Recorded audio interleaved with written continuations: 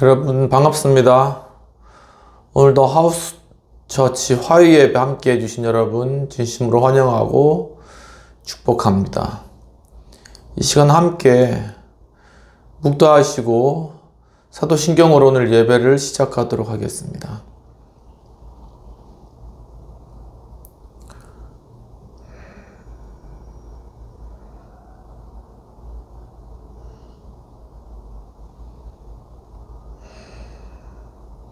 전능하사 천지를 만드신 하나님 아버지를 내가 믿사오며 그 외아들 우리 주 예수 그리스도를 믿사오니 이는 성령을 잉태하사 동정녀 마리아에게 낳으시고 본디오 빌라도에게 고난을 받으사 십자가에 못 박혀 죽으시고 장사한 지 사흘 만에 죽은 자 가운데서 다시 살아나시며 하늘에 오르사 전능하신 하나님 우편에 앉아 계시다가 저희로서 산 자와 죽은 자를 심판하러 오시리라. 성령을 믿사오며 거룩한 공예와 성도가 서로 교통하는 것과 죄를 사하여 주시는 것과 몸이 다시 사는 것과 영원히 사는 것을 믿사옵나이다. 아멘. 찬송가 274장 함께 찬양하시겠습니다. 나 행한 것 죄뿐이니 주 예수께 비옵기는 나의 몸과 나의 마음을 깨끗하게 하옵소서.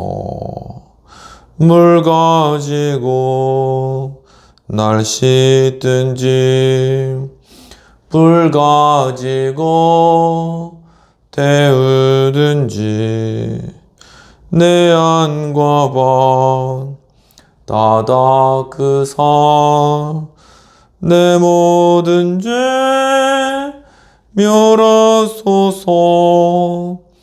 내 어두운 눈 밝히시니 참 기쁘고 고마우나 그보다 더 원하오니 정결한 마음 주옵소서. 물 가지고 날 씻든지 불 가지고 태우든지 내 안과 방 다 닦으사 내 모든 죄 멸하소서. 정결한 마음 그 속에서 신령한 빛이 오니 이러한 마음 나 얻으면 눈까지도 밝으리라. 물 가지고 날 씻든지 불 가지고 태우든지 내 안과 방 다 닦으사 내 모든 죄 멸하소서. 못된 행실 다 고치고 악한 생각 다 버려도 주 앞에서 정결다고 자랑치는 못하리라.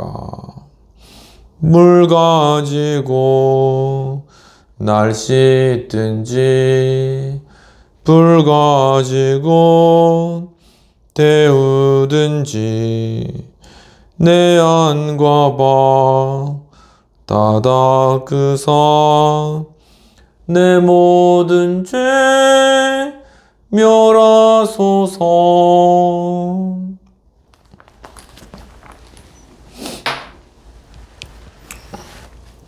이 시간 공동체를 위한 회개의 기도와 또한 성찬을 위한 기도와 헌금을 위한 기도를 드리도록 하겠습니다. 하나님 아버지, 주님, 저희들이 주님 앞에 또한 이 거룩한 예배 가운데 나와서 주님 앞에 자백하고 회개할 수 있는 귀한 신 주심을 감사합니다. 하나님 아버지, 참으로 저희들이 정말 이 나라의 민족을 위하여서 기도하지 못한 죄를 자백합니다.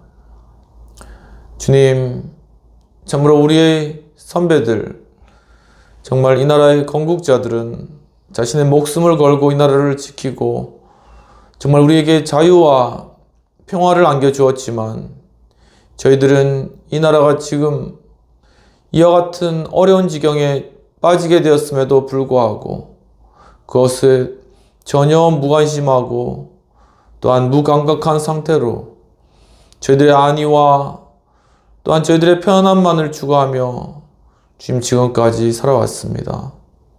주님, 참으로 또한 이 한국교회가 이 나라를 위해서 정말 공공의 영역에서 또한 목소리를 내며 정말 그 가운데 이 나라의 그러한 체제를 또한 지키고 또한 이 나라를 하나님 대제사장 나라로서 세워가지 못하고 주님 정말 자신의 교회를 성장시키기에 바빠서 정말 무관심하게 이 나라를 버려두었던 이러한 우리 교회 공동체의 죄악들도 이 시간 다 주님 앞에 자백하옵고 주님 앞에 내어놓사오니 주여 용서하여 주시옵소서.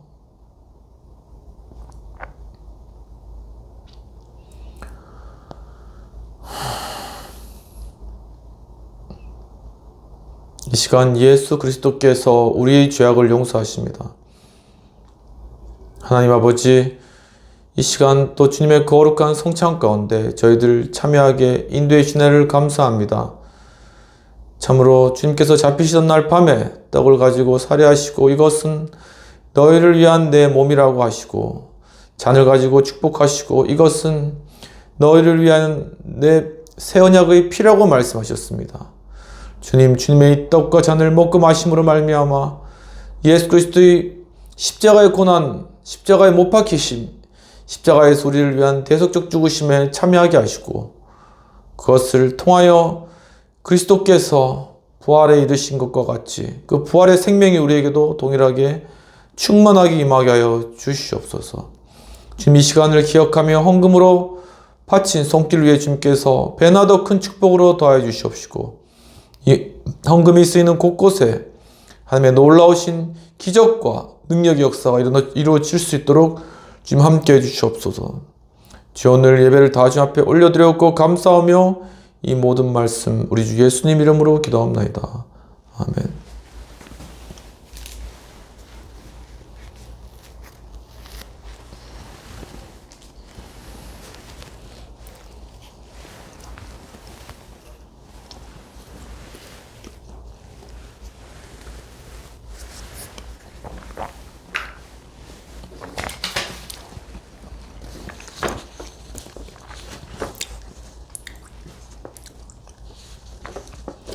오늘 말씀을 받도록 하겠습니다.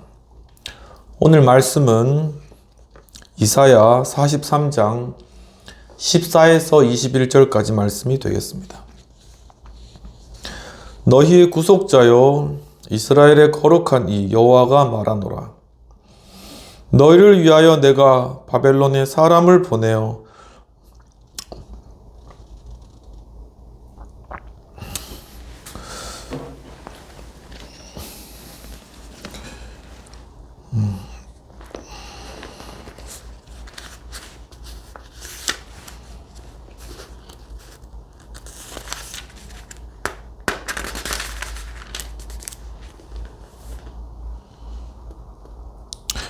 너희의 구속자여 이스라엘의 거룩한 이 여호와가 말하노라.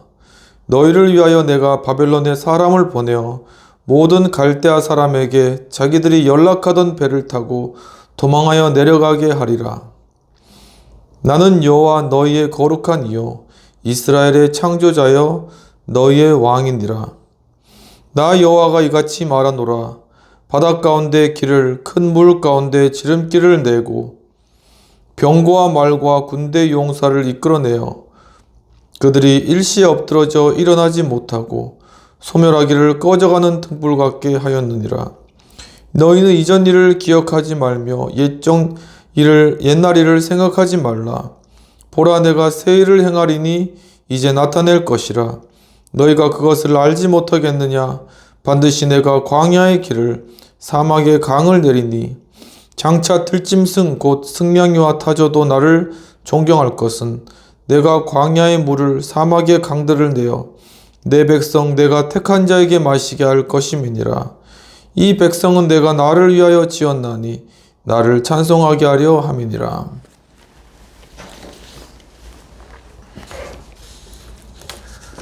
오직 예수님, 예수 그리스도의 은혜와 평강이 있을지어다. 성삼위일체 하나님께 감사와 경배와 영광을 돌려드립니다. 오늘도 예수님을 전합니다.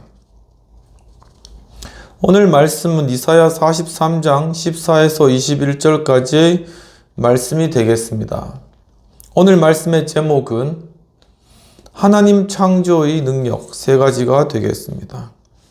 오늘 본문의 배경으로는 이사야 43장에서 구원의 약속을 주님 주시면서 야곱아 이스라엘아 라고 주님께서 부르시면서 너를 창조하시니 너를 지으시니가 말씀하신다.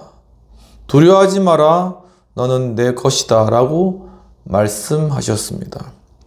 또한 물 가운데 지날 때 또한 풀 가운데 지날 때 너와 함께 할 것이다 라고 하였고 너희는 내 영광을 위하여 창조한 자라고 말씀하셨습니다. 또한 나는 여호와요 나 외에는 구원자가 없으며 너희 중에 다른 신이 없으며 또한 너희를 내 손에서 건질 자가 없다고 말씀하셨습니다. 또한 내가 즉 하나님께서 너희를 위하여 바벨론에 사람을 보낼 것이다 라고 말씀하시고 갈대아 사람들이 배를 타고 도망하여 내려가게 할 것이다 라고 하셨습니다. 또한 나 곧 하나님께서 이스라엘의 창조자이시고 또한 바다 가운데 큰 길을 내시며 또한 병거와 말과 군대를 엎드려뜨리신 분이시라고 말씀하고 있는 것입니다.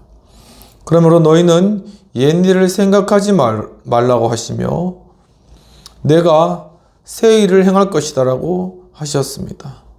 또한 광야의 길을 내시고 사막의 강을 내셔서 택한 자로 하여금 마시게 하실 것이다 라고 말씀하시며 이 백성은 나를 찬송하기 위해서 내가 지었다 라고 말씀하고 있습니다. 이러한 오늘 본문의 배경과 내용들을 가지고 하나님의 창조의 능력 3가지를 살펴보도록 하겠습니다. 하나님의 창조의 능력 3가지 중 첫 번째는 바다 가운데 길을 내셨다라는 것입니다. 본문 16절에서는 나 여호와가 이같이 말하노라 바다 가운데 길을 큰 물 가운데 지름길을 내고 라고 하셨는데 즉 하나님께서는 자연 만물을 다 주관하시는 분이시라는 사실입니다. 16절에서 길이라는 것은 원어 다렉으로서 어떠한 방법, 어떠한 방향, 어떠한 통로와 같은 의미가 있습니다. 즉 하나님께서는 천지 만물의 주관자시고 창조주시기 때문에 모든 그러한 만물의 그 해결 방법들을 다 알고 계시며 어떻게 해야지 정말 그들이 목표한 길로 갈 수 있을지 가르쳐 주시는 그러한 분이시라는 그러한 해석을 할 수가 있습니다. 또한 주님께서는 우리에게 방향을 가르쳐 주시는 분이셔서 우리가 어디로 가야 될지 모를 때 주님께서 우리에게 어디로 가야 될지 가르쳐 주신다고 볼 수 있겠습니다. 또한 통로라는 의미도 있는데, 즉 하나님께서는 우리가 정말 하나님께서 통로가 되어주셔서 우리로 참 장애물과 어려움들이 있을 때 이 통로를 통하여서 그것을 빠져나가게 통과하게 하신다라는 의미도 있는 것이죠. 이처럼 하나님의 창조의 능력 세 가지 중에 첫 번째는 자연 만물을 주관하시는 분이시다라는 그러한 사실입니다. 출애굽기 14장 13절에는 너희는 두려워하지 말고 가만히 있어 여호와께서 구원하시는 것을 보라 라고 말씀하십니다. 여러분 다 잘 아시겠지만 모세가 이스라엘 백성을 이끌고 바로 그 홍해 바닷가로 왔을 때 이제 뒤에서는 애굽 군대가 쫓아왔고 앞에는 홍해 바다가 놓여 있었던 것이죠. 이스라엘 민족은 그때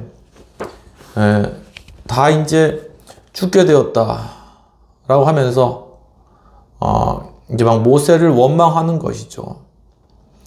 그때 이제 모세가 이스라엘 민족들에게 한 말이 곧 이 말입니다. 너희는 가만히 있어 여호와가 하시는 그러한 일들을 보라. 여호와가 어떤 분이신지를 보라라는 것입니다.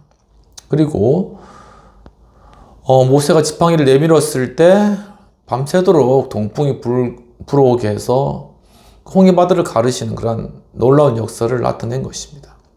이처럼 하나님께서는 바로 이러한 기적과 같은 그런 일들을 이루시는 분이시라는 것입니다. 이거와 관련되어서 정말 이러한 우리 삶 가운데 성경에 나타나는 그러한 여러 기적들과 관련되어서 우리가 이 기적들에 관하여서 어떻게 우리가 받아들일 것인가 하는 부분들도 생각해야 되는데, 이제 우리 지각이 부족하기 때문에 우리에게 나타나 있는 그러한 기적들은 사실은 자연 법칙의 그러한 질서지만은 우리가 이해하지 못하는 것이다 라는 기존에 어거스틴도 그래요. 그렇게 이제 해석을 하는 경우도 많이 있었습니다. 하지만은 이 어떤 기적이라는 것은 사실 어떠한 이 자연 질서, 하나님께서 만든 자연 질서와 상치되는 것이 아니고 그 자연 질서의 어느 시점에서 이 자연 질서를 대체하는 그러한 역사로서 나타나는 것이다 라고 보아라보는 것이 올바른 관점이다 라는 것이 이제 볼코프 박사님께서 이렇게 주장을 하신 그러한 내용입니다. 그러니까 이제 이 모든 자연 만물을 우리는 받아들일 때 그걸 자연스럽게 하나님께서 모든 것을 창조하시고 그 질서대로 지시다는 걸 우리가 인정하고 받아들이면 되는 것입니다. 하지만은 그러한 자연 질서에 따라서 우리가 삶을 살아갈 때 이 자연 모든 질서로 해결되지 않은 문제들이 있습니다. 질병의 문제도 그럴 수 있겠고, 뭐 여러 경제적인 문제나 아니면은 여러 그러한 문제들 앞에서 이 자연 질서대로 그냥 따라가다가는 쫄딱 망하거나 아니면 병들어 죽거나 이런 상황들이 발생할 수가 있다는 것이죠. 바로 그때 하나님께서는 바로 이 자연 법칙의 어느 순간에 이 기적을 이 자연 법칙과 대치시키셔서 바로 어떤 병자를 그 순간에 고치신다거나 아니면 정말 홍해 바다를 가르신다거나 이런 역사들을 일으키신다라는 것이죠. 왜 그런 것들을 일으키시냐 하면은 인간이 하나님과 원래 교제하면서 하나님과 같은 그러한 교제를 하는 존재였지만 인간이 범죄함으로 하나님과 떠났잖아요. 하지만 우리 삶 가운데 일반 은총으로 우리가 살아가고 있는 것입니다. 그렇지만 이 세상 자연 만물도 인간이 범죄함으로 타락하게 되었고, 그렇기 때문에 이 자연 만물로는 다 문제가 해결되지 않는다는 것이죠. 바로 그 시점에 이 자연, 하나님께서 주신 이 일반 은총으로 해결되지 않은 그 시점에 하나님께서 특별히 그 자연 섭리를 대체함으로써 기적을 일으키시는 순간이 있다는 것입니다.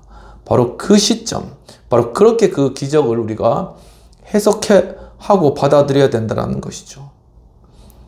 또한 마가복음 4장 41절에서도 이러한 기적의 모습이 나타나는데, 예수님께서 이제 제자들이 예수님을 모시고 이제 막 갈릴리 바다를 건너가다가 폭풍우를 만난 것이죠.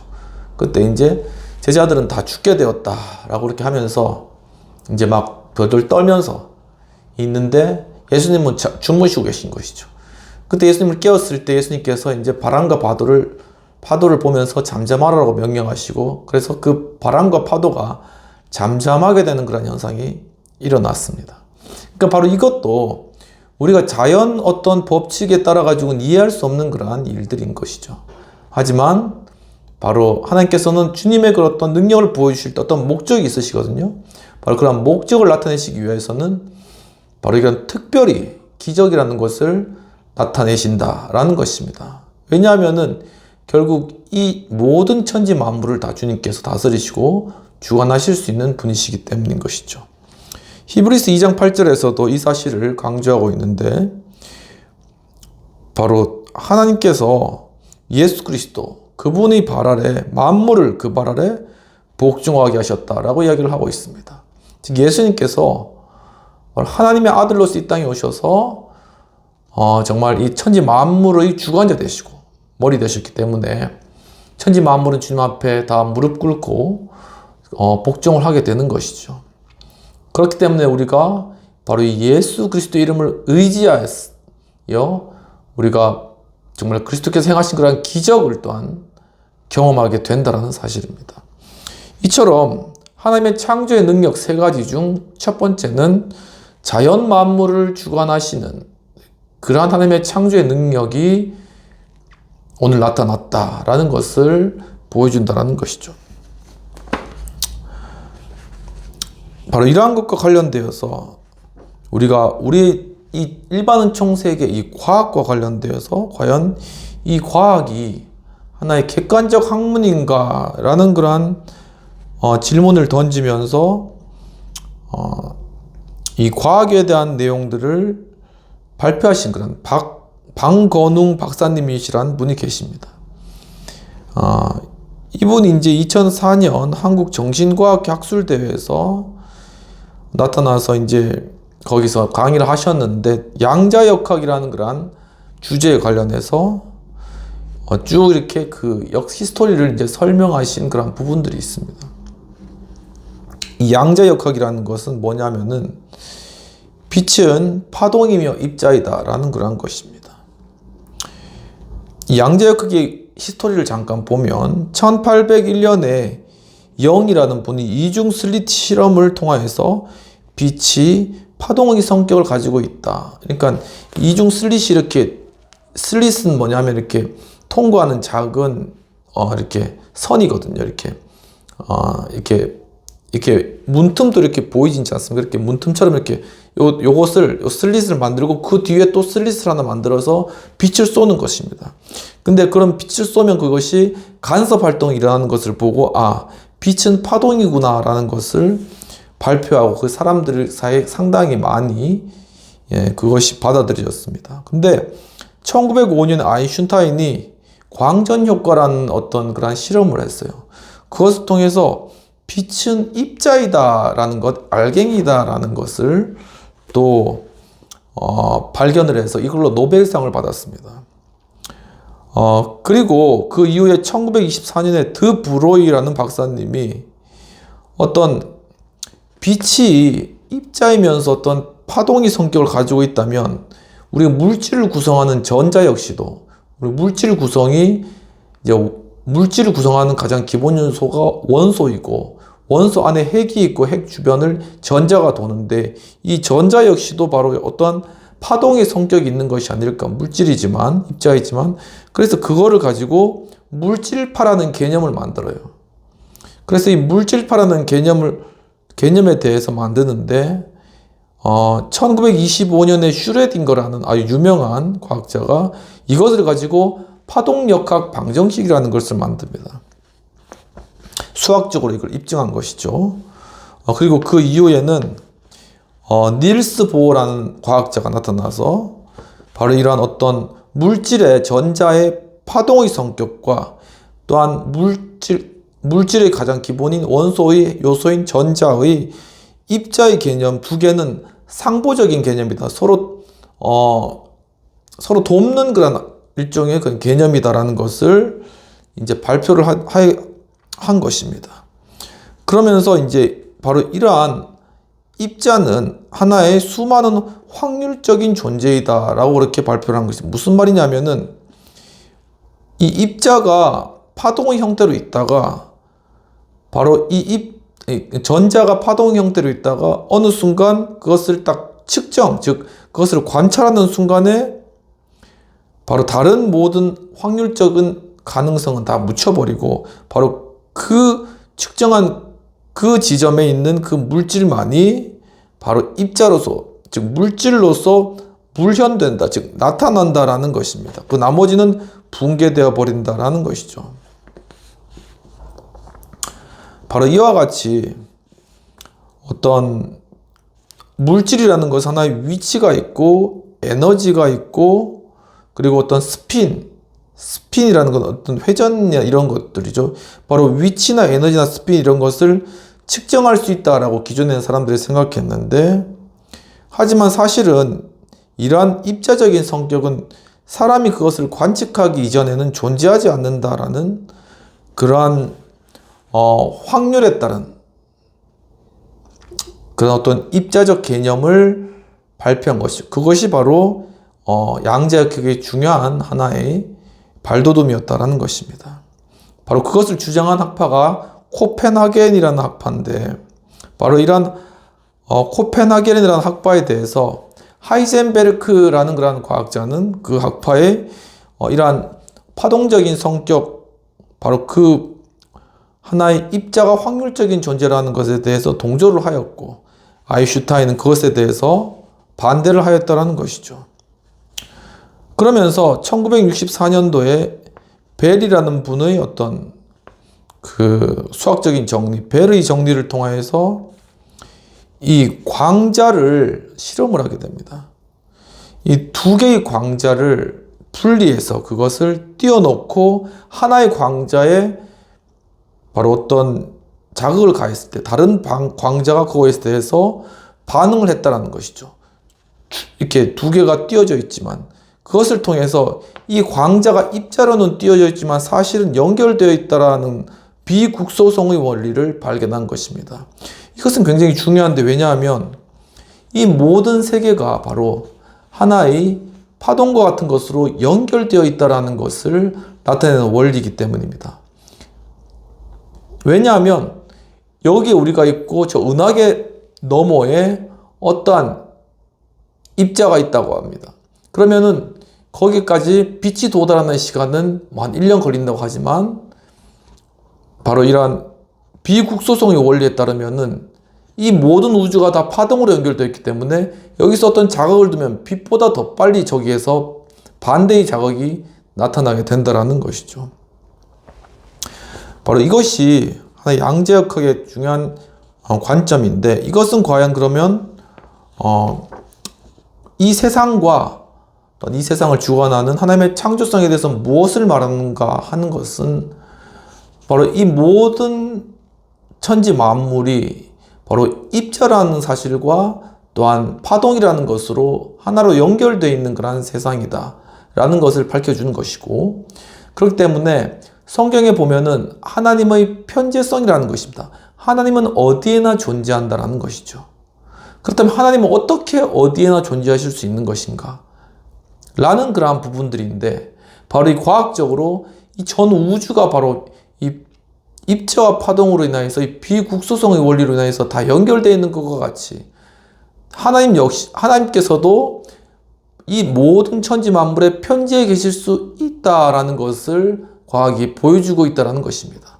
또 한 가지는 예수 그리스도의 신성과 인성과 관련되어서 그리스도께서 어떻게 하나님이시며 인간일 수 있는가라는 의문을 우리가 가질 수 있겠지만, 동일한 그러한 한 존재인데, 하지만은 이 빛이라는 것이 입자와 파동의 성격을 동시에 갖고 있다는 것을 우리가 물리학적으로 이해하게 되면은, 그것을 우리는 이해는 안 되지만 실험적으로 나오는 거잖아요. 그렇게 되면은 바로 예수 그리스도의 신성과 인성도 이것을 통해서 우리가 상징적으로 깨달아 알 수가 있다라는 그러한 사실인 것이죠. 이처럼 지금 바로 이 과학이라는 것들이 발달하면서 양자역학의 그러한 세계가 열림으로 말미암아 바로 하나님의 창조의 원리들이 또한 더욱더 새롭게 발견되는 그런 현상들이 계속 나타나고 있다는 것은 정말 이 시대가 하면 그 미스테리한 것들이 밝혀지는 그런 매우 중요한 시대이고, 또한 이 시대가 바로 하나님의 그 나라가 온전하게 완성되고 하나님의 어떠하심이 드러나게 되는 종말의 그러한 시대이다라는 것도 함께 우리에게 시사해 주고 있는 것입니다. 이처럼 하나님 창조의 능력 세 가지 중에 첫 번째 능력을 보면 바로 자연 만물을 주관하시는 그러한 능력이 그 가운데 존재해 있다는 것입니다. 그렇다면 하나님의 창조의 능력 세 가지 중 두 번째는 무엇인가? 즉 본문에서 일시에 엎드러지게 하였다라는 그러한 구절이 있습니다. 즉 17절에 보면은 병거와 말과 군대 용사를 이끌어내어 그들이 일시에 엎드러져 일어나지 못하고 소멸하기를 꺼져가는 등불 같게 하였느니라는 그러한 말씀이 있습니다. 즉 전쟁에서 승리를 주신다라는 것이죠. 17절에 엎드러지다라는 것은 원어 이스커브로서 눕다, 드러눕다, 뻗다라는 것이죠. 오늘 본문의 말씀은 바로 하나님께서 이스라엘 민족을 모세를 통해 이끌어내셔서 홍해 바다를 건너게 하신 후에 뒤에서 그때 애국 군대가 막 쫓아왔죠. 이집트 왕자라는 영화 보셔도 여러분 잘 아시겠지만, 그런데 쫓아왔는데 그 홍해 바다를 그냥 다시 원상태로 돌려가지고 그들이 다 거기서 빠져 죽잖아요. 그리고 이제 거기서 막 말병거라든가 뭐 그런 것들, 무기들, 이런 것들이 지금 바로 그 주변을, 나일강 주변, 그쪽 홍해 주변을 이렇게 탐색하면 그것들이 실제로 발견되어지고 그런 역사적 유물이 있습니다. 바로 이런 것처럼 바로 그때의 그런 하나님의 역사들을 오늘 여기 이사야의 말씀 가운데 다시 언급하고 있는 것이죠. 여기서 엎드러지다라는 것은 눕다, 드러눕다, 뻗다라는 것인데, 바로 이러한 이스라엘을 공격했던 그러한 대적들을 완전히 드러눕게 하고 뻗게 하고 눕게 하는 것처럼 주님께서 아주 능하게 전쟁에서 승리를 주시는 분이시다라는 것을 오늘 말씀하고 있는 것입니다. 이처럼 하나님 창조의 능력 세 가지 중 두 번째는 바로 전쟁에서 승리를 주신다라는 그런 사실입니다. 이사야 37장 36절에서는 여호와의 사자가 아수르 진에 가서 18만 5천을 쳤다. 그리고 모두가 시체가 되었다라는 그러한 내용들이 나타나는데, 이때 이제 이스라엘 나라가 그러니까 이스라엘 나라 중에 이스라엘이 이 전쟁 가운데 굉장히 이제 두려워하고 야수르가 찾아올 것에 대해서 굉장히 이렇게 무서워하는 이런 상황이었던 것이죠. 바로 이스라엘의 바로 그 히스기야 왕이 아수르의 어떤 공격들에 대해서 굉장히 두려워하고, 또 히스기야 왕의 그 민족, 유다 민족 자체가 이것에 대해서 두려워하는 그런 상태였는데, 근데 이제 이 아수르가 굉장히 교만해서 유다 민족을 이렇게 치려고 왔다가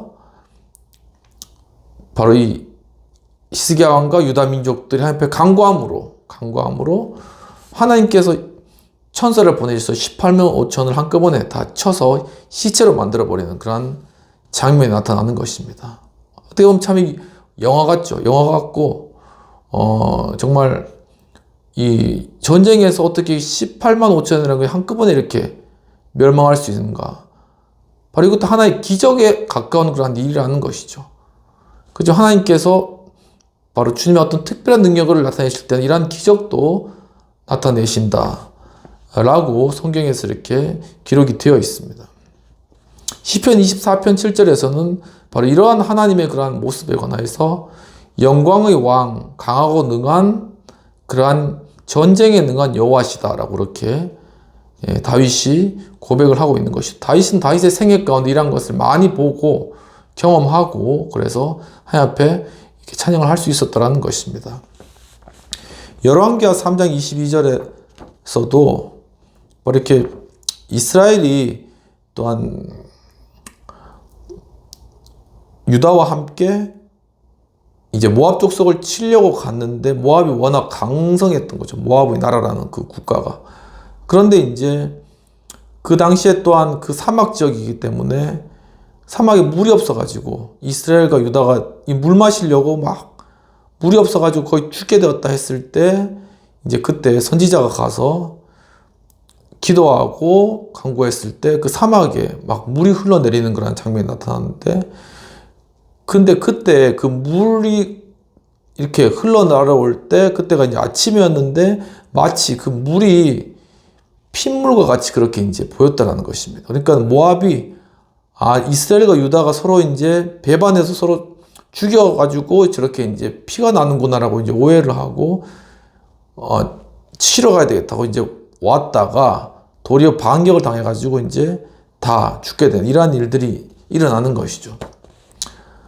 그러니까 이런 것들을 쭉 보면은 우리가 조금 이해할 수 있는 거는 그러니까 하나님께서 직접적으로 개입하셔가지고 이 전쟁에서 승리를 주시는 경우도 있고 또한 하나님께서 이 자연 만물을 통해서 그런 것들을 이용해서 정말 어떤 전쟁에 승리를 주시는 그런 경우도 있다라는 것입니다. 마치 이것은 이순신 장군이 10척의 남은 배로 인해서 수백 척의 그 왜군을 그냥 다 명랑해전에서 다 물리친 이러한 것과 비슷한 그러한 것이죠. 바로 여기서 하나님의 창조의 능력 중 세 가지 중에 두 번째는 전쟁에서 승리를 주신다라는 그러한 사실입니다. 즉 하나님께서는 우리의 삶의 영역 가운데서 역사하실 때 바로 어떨 때는 기적과 같은 그런 하나님의 역사로 정말 우리가 생각하지 못했던 방법으로 직접 개입하셔가지고 문제를 해결하신 경우도 있고 전쟁에서 승리를 주시는 경우도 있고 아니면은 우리의 모든 일반 은총적이고 자연적인 것을 이용하셔서 그런 것들을 이용해서 우리에게 또한 결국 승리하게 하시고 우리가 이기게 하시는 그런 다양한 방법들을 사용하셔서 우리를 도와주시고 우리에게 결국 승리를 허락하신다라는 것입니다. 그러니까 우리가 가져야 될 태도는 뭐냐면은 그런 것에 대해서 그것을 거부하거나 아니면은 마음에 받아들이지 않거나 아니면 그것에 거리감을 둘 것이 아니라 바로 하나님께서는 기적도 베푸시고 우리의 환경도 주관하시고 다양한 방법으로 일하신다. 우리를 위해서 일하신다라는 사실을 우리가 마음을 열고 받아들이고 그렇기 때문에 우리가 어떠한 영역에서든지 우리가 오픈된 그런 마인드로 하나님께 도우심을 우리가 받을 수 있어야 된다는 것입니다. 그러니까 예를 들면은 하나님은 이렇게 의사를 통해서 고쳐주시지만 나를 직접적으로 고쳐주실 수는 없어. 이렇게 단정을 짓거나 아니면은 하나님은 기적만 베푸시는 분이지 내가 해야 될 일은 내가 내 삶에서 내가 이렇게 자연적으로 이렇게 주어진 모든 것들은 내가 스스로 다 해야 되는 거야 라고 이렇게 하나님의 개입하시면 막는다거나 이런 태도는 바람직하지 않다는 것이죠.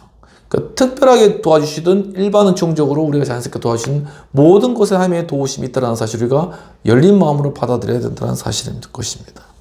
이처럼 하나님의 창조의 능력 세 가지 중에 두 번째는 전쟁에서 승리를 주신다는 사실입니다. KSMA 매거진이라는 잡지가 있는데 2021년 4월 26일 날 이제 이순신 장군의 리더십에 관한 그런 내용들을 게재하였습니다. 그 제목이 어떻게 되냐면 모두가 예스라고 말할 때 노라고 말할 수 있는 용기가 있어야 된다라고 하는 것이죠. 이순신의 리더십. 이순신은 36세 때 발포 수군 만호 근무를 했다고 합니다. 그러니까 이게 발포 수군 만호라는 게 어떤 계급이었나 보죠. 그 만호라는 게 이제 만호를 다스리는 그런 어떤 계급 같습니다. 수군이라는 거는 물 쪽에서 근무하는 발포라는 지역의 물 쪽에서 근무하는 만호를 다스리는 그러한 어떤 계급 뭐 이런 것이 아닌가라고 생각되는데, 근데 이제 그때 이제 이순신의 직속 상관이 전라좌수사였습니다. 성박이라는 사람인데 그가 이제 거기 이순신이 있는 곳에 오동나무가 굉장히 큰 게 많이 있었나 봅니다. 그래서 그 오동나무를 베오라고 이제 그 사람을 보내면서 그 목적은 뭐냐면은 검은고를 제작하기 위함이다. 이렇게 이제 보낸 것이죠. 근데 그 사람이 왔는데 이 전라좌수사면 거의 뭐 그 지방에 뭐 경찰청장이라든가 굉장히 뛰어난 사람인 것이죠. 근데 그것에 대해서 이순신이 대노를 하면서 이 관청의 나무는 나라의 것인데 어떻게 이 오동나무를 베가지고 검은 거 만들려고 이렇게 벨 수 있느냐. 이렇게 하면서 그것을 딱 거절했다라는 것입니다. 이와 같이 이 이순신의 리더십 중에는 안 되는 건 안 되는 것이라고 이렇게 노라고 딱 이야기하고 끊을 수 있는 바로 그러한 하나의 어떤 리더십적 기질이 그에게 있었다라는 것이죠. 그리고 1597년에 이제 이러한 이순신의 리더십적 기질이 언제 발휘됐냐면은 1597년 정유재란 직전에 일본이 이제 한국에 한번 침입해 왔다가 조선에 한번 침입해 왔다가 이 전쟁이 길어지자 이제 화의를 요청합니다. 그러니까 우리가 이제 여기서 전쟁 끝이고 우리 물러갈 테니까 이거 들어달라 이런 식으로. 근데 그게 도저히 말도 안 되는 그러한 조건으로 화의가 온 겁니다. 그래서 선조가 이제 그때 이순신이 삼도 수군 통제사, 그러니까 이 뭐 전라도, 경상도 뭐 이렇게 삼도의 수군 통제사는 굉장히 높은 위치잖아요. 근데 이순신에게 부산에서 이제 그 왜군들이 거기에 이제 진을 치고 있었는데 적의 진지를 먼저 공격해라 이렇게 명령을 나왔습니다. 근데 이순신이 보기에는 지금 저기 갔다가는 다 죽는다라는 것이죠. 갈 필요도 없고 또 내가 맡은 거는 이 전라도 쪽 그 해변, 남해 쪽 그쪽 해변이기 때문에 난 갈 이유가 없다 하고 임금이 명령했지만 딱 그 거절해버린 거예요. 그러니까 선조가 이제 열받은 거죠. 그래가지고 이 이순신을 그냥 잘라버린 거지, 거기 삼도 수군 통제사에서. 그런데 이제 이순신이 노라고 한 거는 자신이 뭐 배포가 있어서 노라고 한 것도 아니고 또 자신이 정말 목숨을 구하기 위해서 노라고 한 것도 아니고 그가 노라고 이야기한 거는 다른 게 아니라 정말 자신의 책임감, 자신 남해 쪽에 그쪽에 맡았던 삼군, 뭐 전라도 쪽 그쪽 그걸 맡았던 수군이지 부산 쪽의 수군 아니다.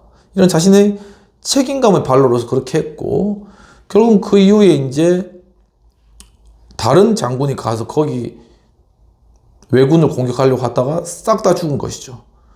그리고 이순신은 그 이후에 백의정군, 그러니까 계급장 다 빼고 거기서 이제 하다가 다시금 이제 장군이 되고 이렇게 했다라는 것입니다. 바로 이와 같이 조직 내에서 어떤 그러한 노라고 말할 수 있는 그런 분위기들, 이러한 것들이 있으면은 상사가 신중하게 결정하게 되고 결국 어떤 조직의 어떤 선이나 조직의 어떤 이익이 되는 것이죠. 그리고 또한 어떤 결정도 선의로서 의사결정할 수 있는 그러한 분위기도 이루어진다라는 어떤 리더십적인 것들을 가리키기 위해서 이제 이런 글을 쓰신 거예요. 그래서 알렌 엘드먼이라는 분은 전략적으로 노라고 이야기하는 것은 결국 하나의 어떤 분별력을 준다. 어떤 균형을 준다고 얘기했습니다. 그러니까 조직 내 하나의 균형을 이룰 수가 있다는 것이죠. 이것이 하나의 어떠한 분별력인데 바로 이러한 것이 하나의 일반 운총적인 그러한 면이라는 것입니다. 인간에게 누구든지 그러한 면들, 이순신에게 특히 이러한 리더십적인 일반 은총을 주셔가지고 하나님께서 주신 그런 어떤 노라고 말할 수 있는 용기라든가 이런 것들이 다 하나님의 어떤 인간을 창조할 때 주신 일반 은총적인 그러한 축복인 것이죠. 그러한 것들과 같이 그러한 분별력을 통해서 결국은 그 리더십을 통해 전쟁에서 승리하고 조선을 지켜낸 이러한 일들을 이루셨다라는 것이죠. 이와 같이 하나님께서는 일하시는 방법이 바로 우리를 통해서 직접 일하시기도 하고 아니면은 우리에게 주신 어떤 일반 은총적인 용기라던가 아니면은 뭐 어떤 지혜라던가 지략 이런 일반 은총적인 것들을 함께 사용하셔서 우리의 문제들을 풀어가시고 전쟁에서 승리케 해주시는 이러한 일들을 이루시는 그러한 분이시다라는 것을 우리가 깨달아 알고 참으로 이러한 우리의 다양한 영역에서 하나님께서 일하시는 그러한 부분들을 우리가 마음을 열고 수용하고 받아들일 수 있는 그러한 태도를 가져야 되겠다라는 것을 우리가 알 수 있는 것이죠. 이처럼 하나님의 창조의 능력 세 가지 중 두 번째는 바로 이 전쟁에서 승리를 주시는 그러한 능력을 보여주셨다라는 것입니다. 그렇다면 하나님의 창조의 능력 세 가지 중 세 번째는 무엇이냐면은 광야에서 물을 마시게 하셨다라는 것입니다. 본문 20절에 보면 장차 들짐승 곧 승냥이와 타조도 나를 존경할 것은 내가 광야의 물을 또한 강들을 내어 내 백성 내가 택한 자에게 마시게 할 것이다 라고 말씀하신 것이죠. 즉 바로 물을 주셨다. 광야에서. 그것은 광야가 전혀 물이 없는 곳이잖아요. 사막. 그 가운데서 물은 하나의 생명을 이어갈 수 있는 그런 생명력. 그래서 이것은 곧 우리에게 우리 영혼에 영원한 생명을 주시는 바로 그러한 능력들, 그러한 것들을 우리에게 허락하셨다. 라는 것으로 우리가 볼 수 있다는 것입니다. 20절에서 마시게 하다라는 것은 원어 러하스 고트인데 마실 것을 주다 그리고 물을 먹여주다 해갈하게 하다 이런 것이죠. 그러니까 이 광야 같은 그러한 곳에서 정말 우리의 영혼이 피폐해지고 또 우리가 뭐 생존하기 위해서 지금 또 경쟁 사회에서 얼마나 힘듭니까? 정말 인간관계 속에서도 치이고 괴롭고 이러한 정말 광야 같은 이 세상 속에서 정말 우리가 의욕을 잃고 그 가운데 낙심하고 좌절할 때 바로 하나님께서는 생명수와 같은 그러한 어떤 생기, 용기, 힘, 능력, 의욕 바로 그런 또한 놀라운 생명력 이러한 것들을 우리에게 공급해 주시고 결국은 하나님께서는 우리에게 우리의 영혼의 생명까지도 바로 그의 부활의 생명이거든요. 그 부활의 생명 우리를 충만하게 해주시는 그러한 분이시다라는 그러한 사실로 우리가 적용해 볼 수 있다는 것입니다. 이와 같이 하나님의 창조의 능력 세 가지 중 세 번째는 영원 생명을 주신다라는 것이죠.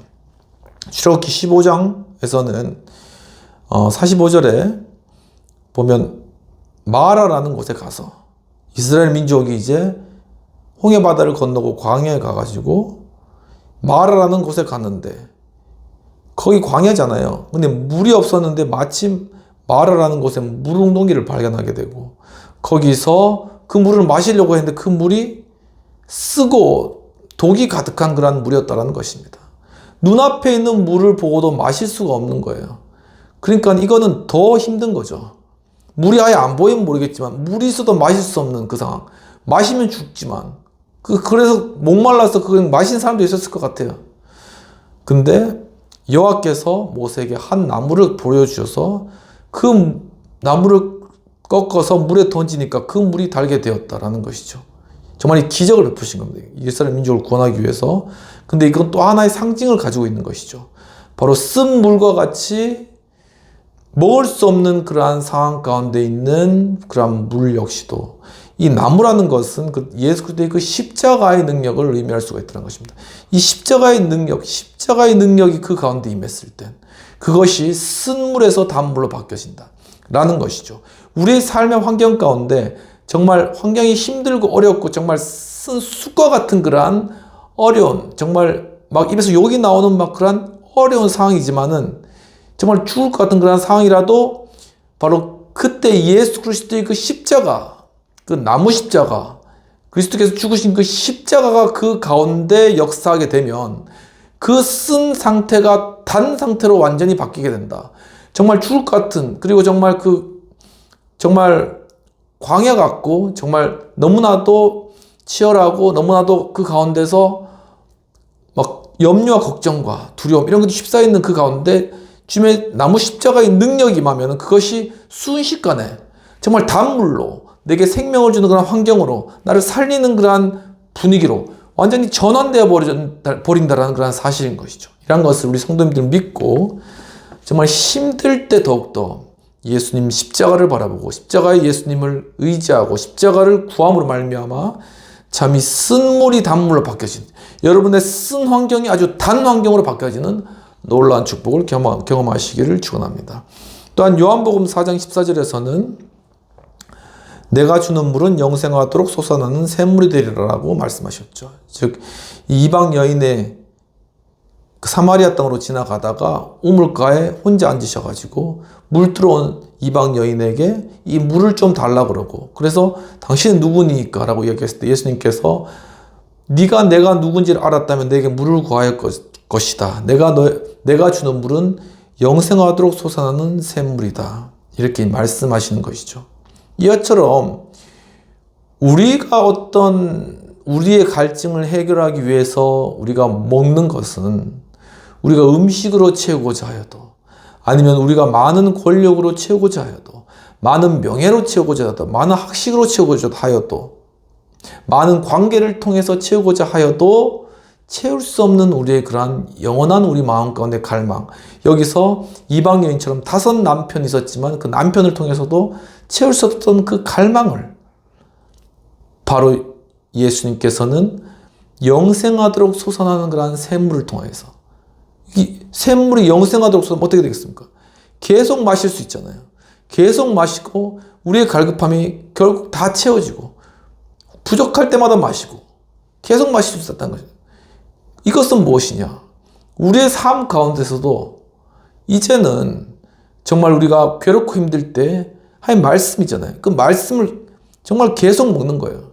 이 말씀이 힘을 주고 말씀이 우리를 살리기 때문에 우리가 정말 괴로울 때 힘들 때 말씀을 계속 읽고 묵상하고 계속 기도하고 이러므로 말미암아 이거는 돈 되는 것도 아니고 이거는 우리가 많은 것을 노력을 하는 것도 아니고 우리가 계속 말씀을 먹고 기도하는 그러한 삶 그러한 것들을 통해서 우리의 영이 채워지고 우리의 갈급함이 채워지고 우리의 영이 채워지면 우리의 가장 근원적이고 깊은 것이 채워지면 이제는 육신적인 것까지 막 우리가 중독되어 있던 그러한 어떤 것들로 붙어서 우리가 자유함을 누릴 수 있게 된다. 그러니까 바로 우리의 어떤 표면적인 것을 해결하려고 하는 것이 아니라 바로 이러한 우리 내면적인 그러한 갈급함을 먼저 채워나갈 때 우리의 그러한 육신적이고 표면적인 것이 자연스럽게 해결되어질 수 있다라는 그러한 사실인 것입니다. 결국은 요한계시록 22장 1절에 보면은 수정과 같이 맑은 생명수의 강으로 우리를 인도해 주시는데 마지막 때 바로 이러한 생명수는 하나님과 어린 양의 보호자로부터 나온다고 얘기를 하고 있습니다.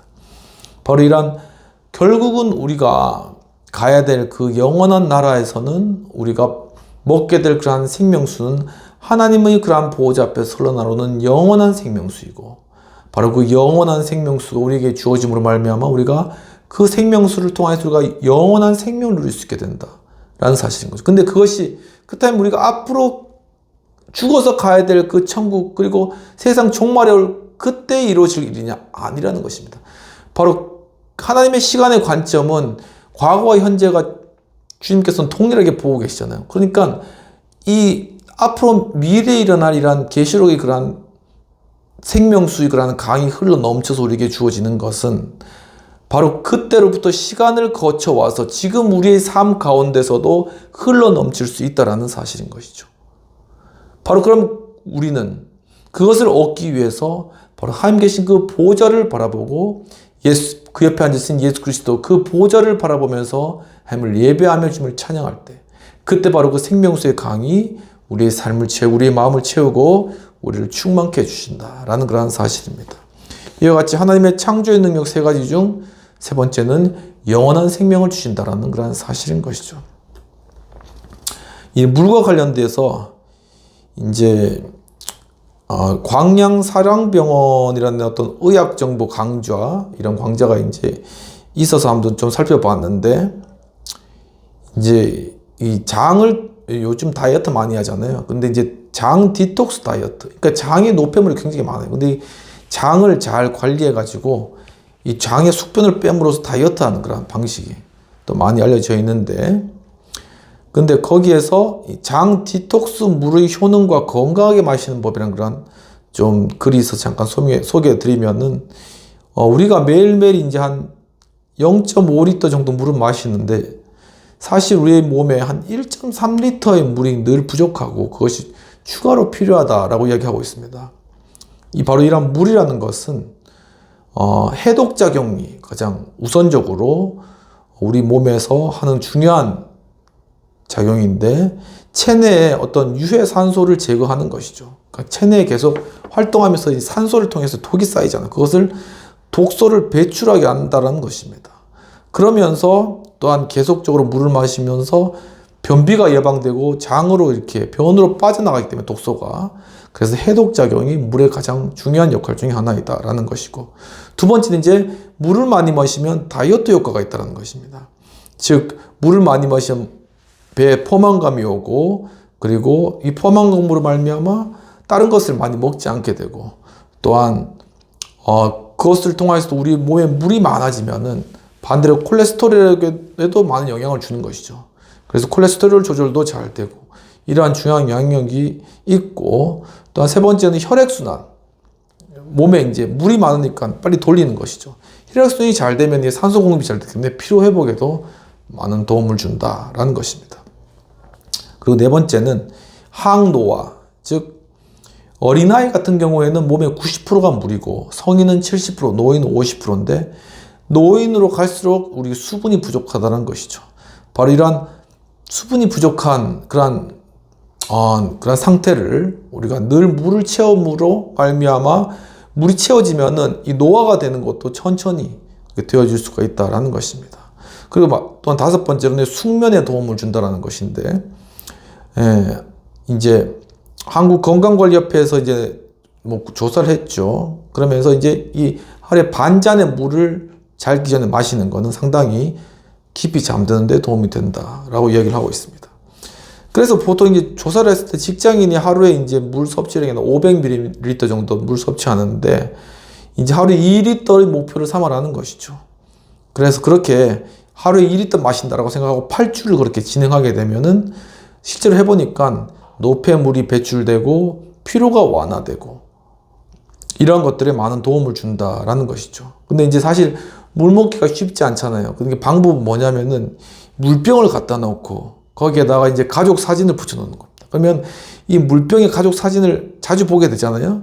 그럼 보면서 거기에다가 그거 한번 들어가지고 한번 마시고, 이런 식으로 이제 습관을 들일 수가 있다는, 굉장히 이렇게 적용하기가 굉장히 쉬운 그런 방법 같은데, 이런 것처럼 우리 이 육신에도 우리가 물을 많이 마시는 것이 우리의 건강에 좋은 것과 같이 우리 바로 이 영혼에도 바로 주님께서 주신 그러한 물로 채우고 우리의 그러한 필요들을 채우면은 우리 영혼이 더욱더 풍성해질 수가 있다라는 것입니다.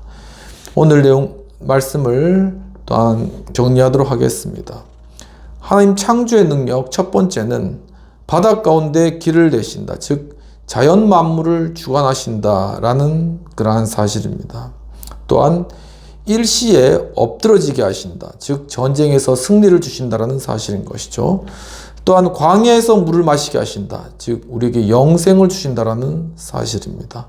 이와 같이 하나님의 창조의 능력으로 바다에 길을 내시고, 또한 전쟁에서 승리를 주시며, 또한 생명수와 같은 영원 생명을 우리에게 주신 그런 은혜를 찬송하고, 우리의 삶 역시도 주님께서 주신 이러한 풍성함으로 풍성한 그러한 생명력 넘치는 그러한 삶을 살아갈 수 있도록 또한 함께 기도하도록 하겠습니다. 하나님 아버지, 오늘 또한 참으로 주님께서 정말 우리에게 귀한 말씀을 통하여서 정말 생명수와 같은 영생수와 같은 그런 말씀을 우리에게 공급해 주시고, 또한 우리에게 참 천지를 주관하시고 다스리시는 하나님의 통치의 능력을 깨닫게 하시옵시며, 또한 정말 우리의 삶 가운데 영적 전쟁 가운데서 승리케 하시는 하나님 아버지의 놀라우신 능력을 보게 해주신 하나님의 창조의 그러한 능력을 보이시는 은혜를 감사합니다.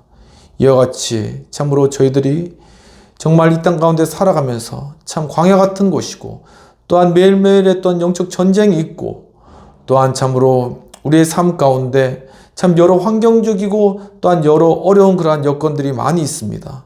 하지만 정말 그 어려운 상황일수록 정말 우리가 십자가에 달리신 예수 그리스도 그 십자가의 능력을 의지함으로 말미암아 정말 쓴 물과 같은 우리의 환경들이 단물로 바뀌어지고 주님 또한 우리 매일매일 영적 전투 가운데서 주님 주신 그러한 고유의 일반 은총과 또한 주님의 능력으로 또한 주님 때로는 기적과 같은 능력으로 우리 삶 가운데 승리하며 또한 정말 주님께서 주신 놀라우신 그러한 영생수의 그러한 능력으로 우리의 삶이 참 우리의 기갈이 해결되고 우리 영혼의 기갈이 해결되며 정말 생명력 넘치는 삶으로 주님 모든 일들을 잘 감당해 나갈 수 있도록 주님 도와주옵소서.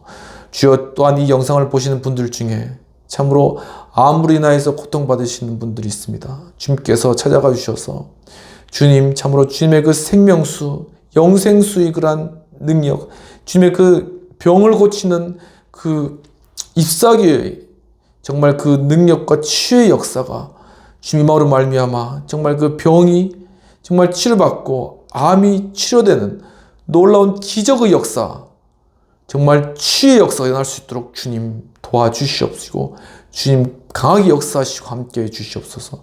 주님 또한 여러 육신적 정신적 질병으로 고통받으시는 분들 가운데 주님 함께 하셔서 주님 정말 그 영혼의 기갈과 또한 그 육신의 그러한 고통이 정말 예수 그리스도 이제는 참 영생수와 같은 주님의 말씀과 기도의 능력과 또한 참 주님이 주시는 그러한 놀라우신 일반 은총의 그러한 치유와 능력의 그러한 역사들을 경험함으로 말미암아 정신적 육신적 질병이 치료되는 놀라운 회복의 역사 경험할 수 있도록 도와주옵소서.